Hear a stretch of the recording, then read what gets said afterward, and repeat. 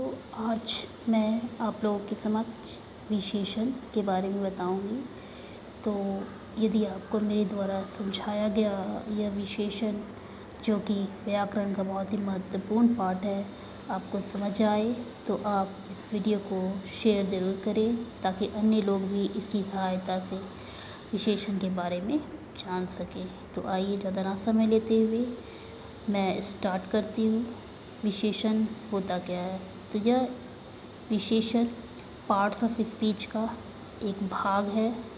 विशेषण उस शब्द को कहते हैं जो संज्ञा या सर्वनाम की विशेषता बताता है, जैसे बड़ा, काला, लंबा, दयालु, भारी, सुंदर, कायर, टेढ़ा मेढ़ा, एक, दो आदि। ये सारी क्या है? विशेषण की विशेषता बताते हैं।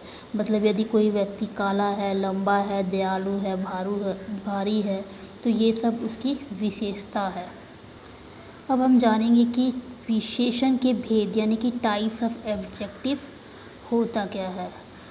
तो टाइप्स ऑफ एडजेक्टिव है गुणवाचक, परिणामवाचक, संख्यावाचक, सर्वनामिक, निश्चय, अनिश्चय, निश्चयवाचक और अनिश्चय संख्यावाचक। अब आइए जानते हैं कि गुणवाचक विशेषण होता क्या है।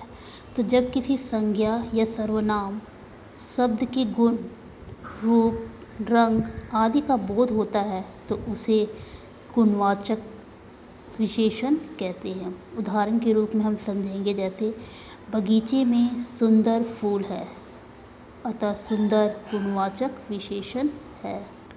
संख्यावाचक विशेषण, जिस विशेषण में संज्ञा या सर्वनाम की संख्या का बोध होता है उसे संख्यावाचक विशेषण कहते हैं। उदाहरण के रूप में समझेंगे, जैसे कक्षा में 40 विद्यार्थी उपस्थित है।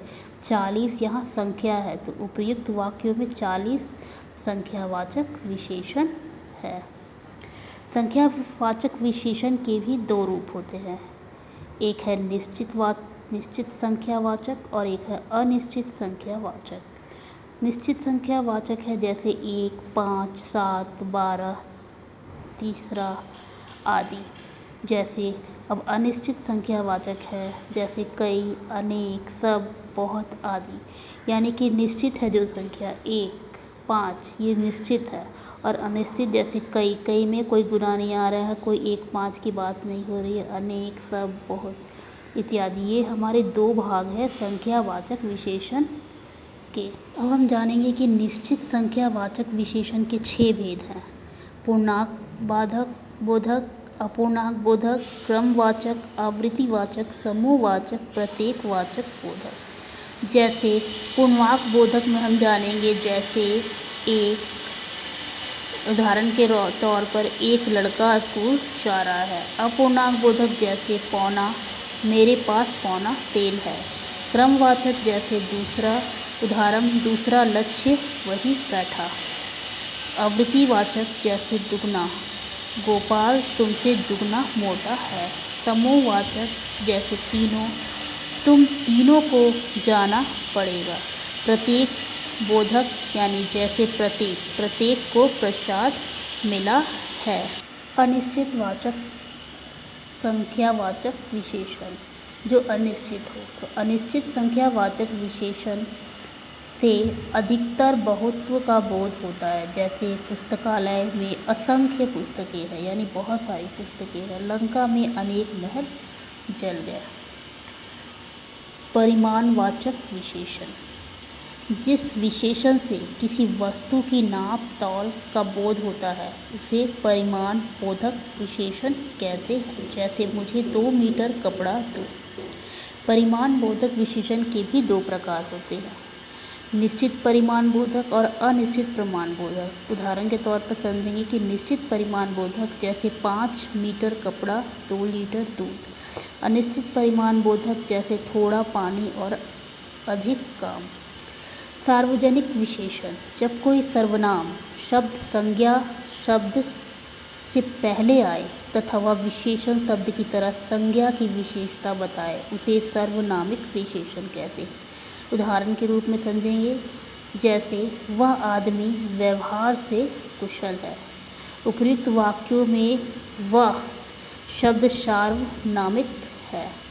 पुरुषवाचक और निजवाचक सर्वनामों को छोड़ बाकी सभी सर्वनाम संज्ञा के साथ प्रयुक्त होकर सर्वनामिक विशेषण बन जाते हैं।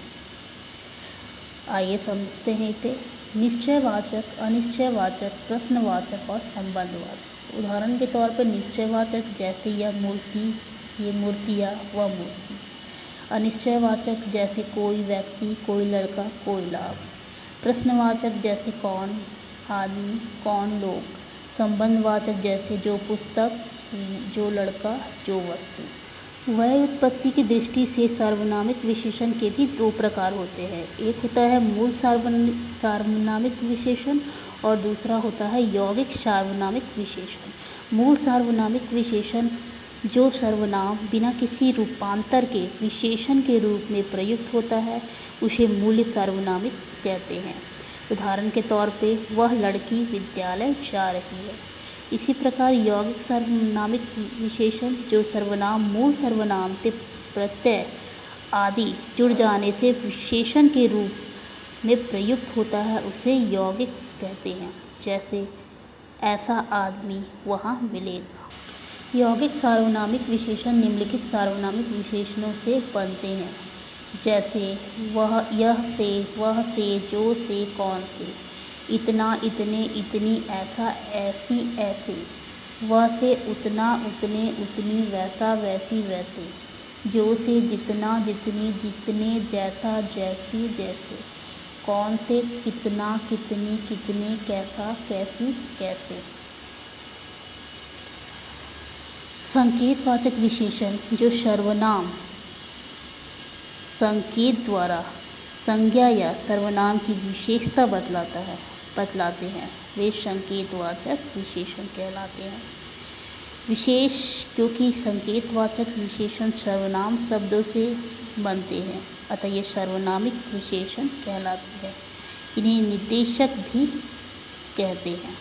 अब हम जानेंगे कि परिणामवाचक और संज्ञावाचक विशेषण में अंतर क्या होता है। तो परिणामवाचक नाप तौल की जाने वाली वस्तुएं परिणामवाचक विशेषण कहलाते हैं। उदाहरण के रूप में जैसे कुछ दूध लाओ, इसमें कुछ शब्द तौल के लिया आया है इसलिए यह परिणामवाचक विशेषण कहलाते हैं। संख्यावाचक विशेषण जो वस्तु गिनती के योग्य होती है उनके वाचक शब्द संख्यावाचक विशेषण कहलाते हैं। जैसे कुछ बच्चे इधर आओ, यहाँ पर कुछ बच्चों की गिनती के लिए आया है इसलिए यह संख्यावाचक विशेषण है। विशेषण की उत्तम अवस्था डिग्री ऑफ एडजेक्टिव जिसे हम अंग्रेजी में कहते हैं। तो मूल अवस्था यानी पॉजिटिव डिग्री, उत्तर अवस्था कंपैरेटिव डिग्री और उत्तम अवस्था सुपरलेटिव डिग्री। तो जानते हैं ये तीनों के बारे में कि ये होता क्या है। तो मूल अवस्था, इसमें किसी वस्तु की किसी दूसरी वस्तु से तुलना नहीं की जाती, उसे श्रेष्ठ या बढ़ चढ़कर नहीं बताया जाता बल्कि वस्तु के गुण की चर्चा सामान्य रूप से की जाती है। जैसे राधा सुंदर है, राकेश लंबा है, इसे हम पॉजिटिव डिग्री अंग्रेजी में कहते हैं। अब समझते हैं उत्तर अवस्था। इसके लिए अंतर्गत दो वस्तुओं का तुलनात्मक रूप प्रस्तुत होता है। एक वस्तु को दूसरी वस्तु से बढ़ चढ़कर बताया जाता है। जैसे गीता राधा से लंबी है, रमा से लीला की आवाज़ मधुर है। तुलनात्मक रूप प्रस्तुत करने के लिए से उपेक्षा की तुलना में ये से बढ़कर जैसे शब्दों का प्रयोग किया जाता है। जैसे रवि राजू की अपेक्षा ज़्यादा होशियार है। अतः इस वीडियो को मैं यहीं समाप्त करती हूँ।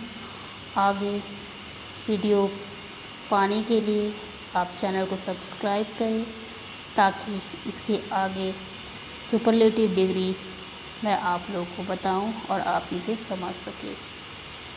धन्यवाद।